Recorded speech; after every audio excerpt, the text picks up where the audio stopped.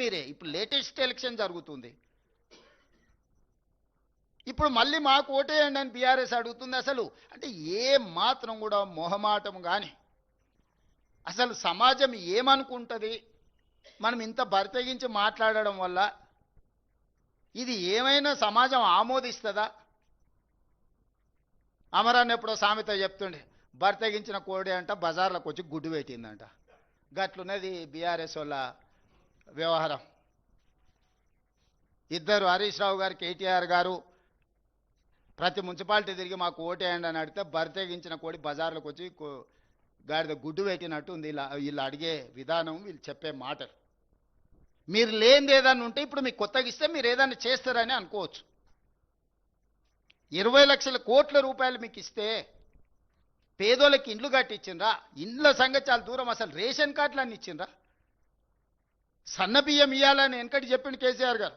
ముఖ్యమంత్రి మనవాడు ఏదైతే బియ్యం తింటుండో పేదోళ్ళకి అదే సన్న బియ్యం తినిపిస్తామని ఇచ్చిండా? మీరు జర్నలిస్టులు, మీరు కూడా ఉన్నారు కదా ప్రజాక్షేత్రంలో. మీ గుర్తింపు కార్డు, మీ ప్లాట్ల గురించి ఇట్లా చెప్పుకుంటూ పోతే ఒక్కొక్క వర్గానికి, ఏ ఒక్క వర్గానికన్నా ఉద్యోగాలు ఇచ్చిరా, రేషన్ కార్డులు ఇచ్చిరా, సన్నబియ్యం ఇచ్చిండ్రా? అసలు ఏది వీళ్ళు అమలు చేసింది? పట్టణ ప్రాంతాలలో మోరీలు అన్న తీసిండ్రా? వరదలు వచ్చి కొట్టుకపోతే కనీసం పలకరియనన్నా పలకరిచ్చిరా? ఏమీ చేయకుండా ఇప్పుడు మళ్ళొచ్చి మాకు ఓటేయండి, మేము ఇరగదీస్తాం పగలదీస్తామని అంటున్నారు. జరసేపటికి ఏంటన్నా ఒకరో ఇద్దరో గెలిచారు అనుకో. ఇప్పుడు కేసీఆర్ గెలిచిండు, ప్రతిపక్ష నాయకుడు అయ్యండి. ఎప్పుడన్నా సభకు వచ్చిండా? నాయకుడే ఎట్లుంటే కిందోళ్ళు ఎట్లుంటారు? రేపు వీళ్ళు వస్తారా మున్సిపాలిటీకి? ఆవు చేనులో మేస్తే దూడేమన్నా గట్టు మీద మేస్తే అది కూడా గంటకే పోయి మేస్తుంది.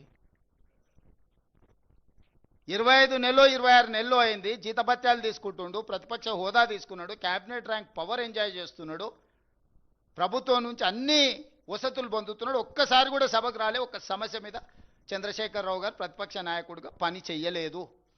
ఇది మీ కళ్ళ ఎదుటనే జరుగుతున్న విషయం కదా.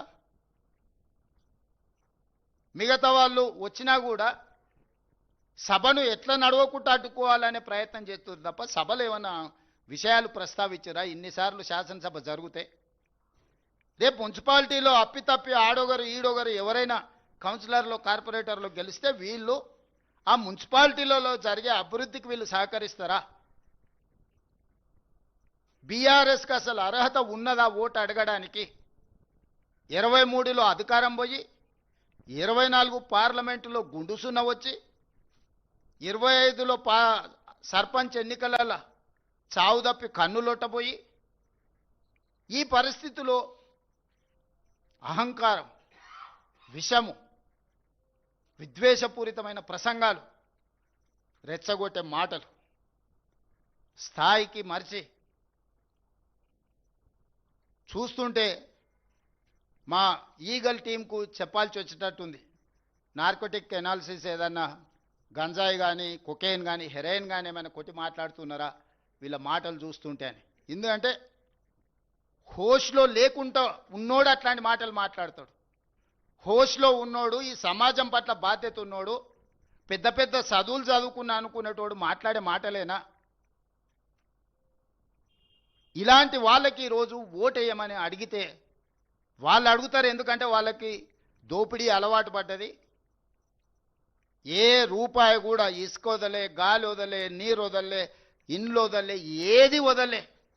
లాస్ట్కు భార్యాభర్తలు మాట్లాడుకునే టెలిఫోన్ సంభాషణలు కూడా వదలలే వాళ్ళ పైశాచిక ఆనందానికి. ఇదొక మానసిక రోగం, జబ్బు. ఇప్పుడు వీళ్ళు వచ్చి ప్రతిపక్షాలను, జడ్జులను, జర్నలిస్టులను, సినిమా తారల్ని, భార్యాభర్తల్ని ఎవరిని వదిలేలే వీళ్ళ పైశాచిక ఆనందం. కానీ ఒక మానసిక రోగంతో, ఒక ఉన్మాదంతో టెలిఫోన్ ట్యాపింగ్ని అడ్డం పెట్టుకొని వ్యాపారస్తుల ఫోన్లు ట్యాపింగ్ చేసి వాళ్ళని బెదిరించి 100 కోట్ల రూపాయల ఎలక్టోరల్ బాండ్స్, 100 ఎకరాల భూములు రాయించుకున్నారని విచారణల విస్తుపోయే విషయాలు బయటకు వచ్చినాయి. అసలు ఈ చేసిన తప్పిదాలకు పోలీసు అధికారులు నేరగాళ్ళను పట్టుకొచ్చినప్పుడు సిగ్గయ్య ఆ నేరగాళ్ళు ముఖానికి నల్ల ముసుగేసుకొని వస్తారు, కండ్లకు మాత్రం ఇట్లా బొక్కలు పెట్టి. అది పోలీసులు వాళ్ళే వేసుకుంటారు ముఖాన్ని సమాజానికి చూపించక. రేపు మళ్ళీ బజార్లో పోయినప్పుడు ప్రజలు చీదరిస్తారు, కొడతారు అని చెప్పి ముసుగు తోడుకొని వస్తారు. విచారణకు పిలిచినప్పుడు అట్లా ముసుగు తోడుకొని పోకుండా ఏదో పెద్ద యుద్ధం చేసి దేశాన్ని గెలిచినట్టు చేతులు ఊపుకుంటా, అసలు ఎంత బరితెగింపు, మాటలు చేతలు, వికారపు ఆలోచనలు. వీళ్లకు మళ్ళీ మున్సిపాలిటీలో మూడోసారి కూడా మోసం చేస్తామని బయలుదేరిండ్రు వీళ్ళు. ఇక బీజేపీ బీఆర్ఎస్ రెండింటిని కలిపి చూద్దాం ఒకసారి. పోనీ రెండు ఇద్దరు కలిసేమన్నా ఎలగబెట్టారు అంటే 2014 నుంచి 2021 వరకు బీజేపీకి రాజ్యసభలో మెజారిటీ లేదు. ఏ బిల్లు వచ్చినా రాజ్యసభలో ఓటు వస్తే జోగిన్పల్లి సంతోష్రావు గారు స్పెషల్ ఫ్లైట్లో